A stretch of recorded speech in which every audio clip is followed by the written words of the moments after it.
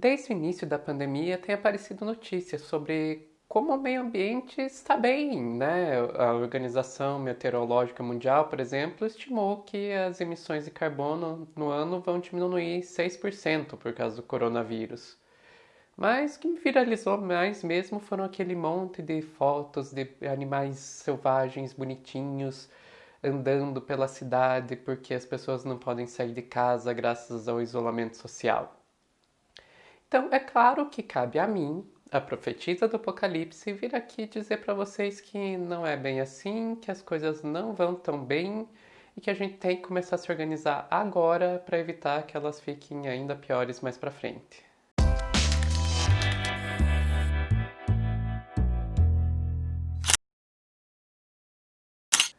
O Brasil está indo na contramão disso tudo, né? Aqui no nosso país, o INPE, aquele mesmo instituto que teve lá o Ricardo Galvão, presidente, exonerado porque insistiu em divulgar os números de desmatamento, mostrou que nos primeiros 4 meses de 2020 o desmatamento foi 60% maior do que no mesmo período do ano passado. E isso não é à toa. Aquela fatídica reunião ministerial mostrou o antiministro do Meio Ambiente, Ricardo Salles, falando abertamente que o objetivo era aproveitar que a pandemia está aí e as pessoas estão todas focadas só nisso para passar legislações que facilitem a destruição do meio ambiente.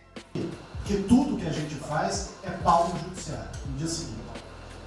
Então, para isso precisa ter um esforço nosso aqui, enquanto estamos nesse momento de tranquilidade, no aspecto de cobertura de imprensa, porque só fala de Covid, e ir passando a boiada, e mudando todo o regramento, e simplificando normas, de IFAM, de Ministério da Agricultura, de Ministério do Meio Ambiente, de Ministério disso, de Ministério daquilo. Agora é a hora de unir esforços para dar de baseada a simplificação regulatória que nós precisamos, em todos os aspectos. Mas se engana quem acha que isso é uma exclusividade do Brasil. Em vários outros países nós estamos vendo movimentos similares. Na Índia, por exemplo, o isolamento social está sendo usado como uma justificativa para aprovar vários projetos sem que eles passem pela devida fiscalização ambiental. Quando os ambientalistas começaram a questionar essas ações, o governo, ao invés de recuar, dobrou a aposta e resolveu legalizar essa exceção, tornando-a a regra. Nos Estados Unidos, houve um retrocesso em março com relação à legislação que regulava os combustíveis fósseis. Retrocessos similares aconteceram também na África do Sul, no México. Mas o caso que eu achei mais curioso foi o caso do Canadá, por ser estranhamente similar ao que aconteceu aqui no Brasil com relação ao Ricardo Salles. Em uma entrevista para um podcast de produtores de petróleo, a ministra da Energia da província de Alberta falou abertamente que nós deveríamos aproveitar que as pessoas não podem fazer protestos agora para construir oleodutos em terras indígenas. Isso teve uma repercussão ruim e o governo, mais uma vez, ao invés de retroceder, dobrou a aposta. E o ministro do Meio Ambiente declarou que ela não tinha falado nada além do óbvio. O que eu acho engraçado é que aqui no Brasil a gente tem uma síndrome de vira-lata que nos convence de que quando esse tipo de coisa acontece aqui, o problema somos nós. Que é o brasileiro que não presta, que é o governo Bolsonaro, que... Ele é ruim, sim. Ele é ruim, enfim. Mas, nesse caso, o que nós estamos fazendo é basicamente seguir um padrão mundial. E o caso do governo canadense, para mim, é o mais emblemático, porque também faz parte do senso comum do brasileiro achar que esses países ricos, brancos, civilizados são sempre modelos a ser seguido onde tudo acontece do jeito certo. Quando, na verdade, são justamente esses países os que são os piores em termos de ambientais. Foi inclusive o que eu falei nos primeiros vídeos aqui no meu canal. Deixo o card aqui em cima para quem quiser assistir depois. Mas enfim, tudo isso apenas é um prenúncio do que vai vir depois da pandemia. Apesar de ser a primeira vez que a nossa geração está passando por uma pandemia como essas, não é a primeira vez que a gente está vendo uma crise econômica ter um efeito inicialmente positivo nas emissões de carbono e para o meio ambiente. O que a gente pode ver com os casos passados é que é um efeito simplesmente temporário. Então, logo a crise passe, toda a legislação ambiental é diminuída com uma justificativa de que nós temos que facilitar a retomada da economia e não demora muito para que as emissões de carbono fiquem ainda piores do que eram antes. Vou mostrar uns exemplos aqui para vocês. Aqui desse lado a gente tem as emissões de gás carbônico por ano e aqui o tempo. Olhando o gráfico, o que a gente vê é praticamente uma escadinha, né? As emissões diminuem com a crise do petróleo em 73, depois voltam a subir. Caem em 1979 com a segunda crise do petróleo, depois disparam de novo. O padrão se repete mais uma vez em 91 com a dissolução da União Soviética, outra vez com a crise financeira asiática de 1997, de novo com a crise de 2008. Em todas essas crises, a emissão de gás carbônico diminui temporariamente e isso nunca resolveu os nossos problemas ambientais. Não existe razão para acreditar que agora vai ser diferente. Mas vamos continuar com esse gráfico. As projeções que tínhamos antes da Covid eram essas aqui. Agora o que se espera é que até o fim de 2020 a gente veja acontecer isso aqui, uma queda entre 6% e 8% nas emissões de gás carbônico. Se o padrão das crises anteriores se repetir, o que a gente vai ver, e bem, na verdade já estamos vendo, são retrocessos na legislação ambiental que vão causar isso aqui, e até 2050 estaremos emitindo mais gases estufas do que se a pandemia nunca tivesse acontecido. Percebam que nesse finalzinho eu estava falando no futuro. São coisas que ainda não aconteceram, que significa que a gente tem tempo ainda de tentar mudar e impedir que elas aconteçam.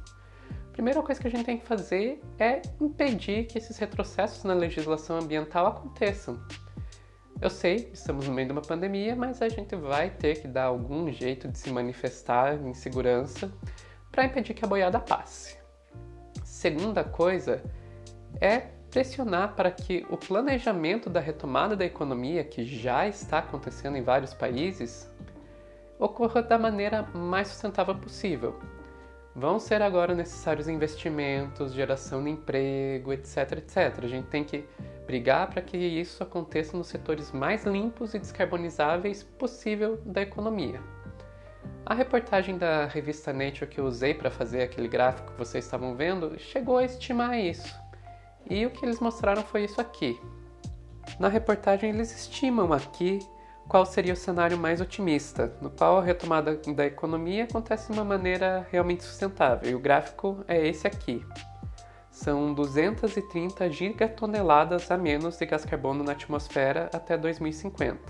Temos que ser sinceros que isso está longe de ser o suficiente para a gente conseguir manter o aumento da temperatura média do planeta no 1,5 grau acima dos níveis pré-industriais, que era o objetivo lá do Protocolo de Paris. A gente precisaria fazer isso 10 vezes. Uma pandemia por ano a cada 10 anos a partir de agora. Mas já é melhor do que nada. Mas vamos um pouquinho mais além. Vocês perceberam que mesmo no cenário mais otimista, as emissões de carbono continuam crescendo? Isso acontece porque não existe crescimento econômico 100% limpo.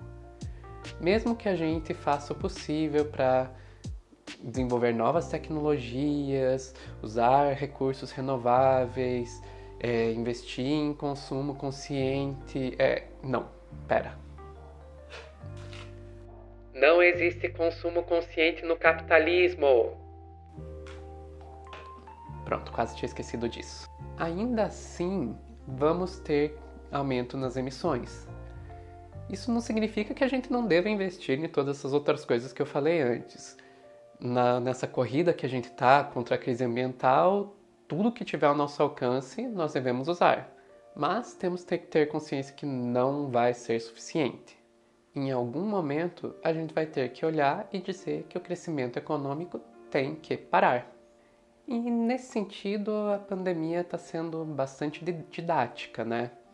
A gente está vendo que o que é necessário dentro de um sistema capitalista para que esse crescimento econômico pare, né? Precisou de uma crise sanitária de proporções globais que está custando centenas e milhares, provavelmente quando você estiver assistindo esse vídeo talvez já sejam milhões de mortes.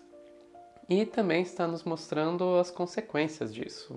Que nós vamos enfrentar a partir de agora é uma crise econômica que vai trazer desemprego e miséria para muita gente, atingindo principalmente aquelas pessoas mais vulneráveis em termos de classe e raça dentro da nossa sociedade. Já vi gente dizendo que a pandemia nos mostrou que é possível diminuir as emissões de carbono. E eu discordo. Eu discordo porque quando eu vejo quão alto é o custo que nós estamos pagando por isso, fica bem claro que não, dentro desse sistema aqui, não é possível parar esse crescimento econômico e, por consequência, as emissões de carbono. E é por isso que a única saída que eu vejo quando penso a longo prazo é construir um novo sistema econômico que não dependa dessa maluquice, que é um crescimento econômico infinito e um planeta que tem a capacidade de gerar recursos e de absorver os resíduos, obviamente finita. E é por isso que eu peço para quem chegou até aqui começar a se informar e ler um pouquinho mais sobre o ecossocialismo. Enfim, gente, é isso. Se você gostou desse vídeo aqui, vou deixar aqui um card levando vocês para uma playlist com outros vídeos que eu já fiz aqui para o canal sobre crise ambiental. E curte, compartilha, comenta, segue o Lente Vermelha lá nas redes sociais, Twitter, Facebook, Instagram. Deixo aqui um e-mail para você entrar em contato, caso queira. Todas as fontes estão na descrição aqui embaixo. Até mais!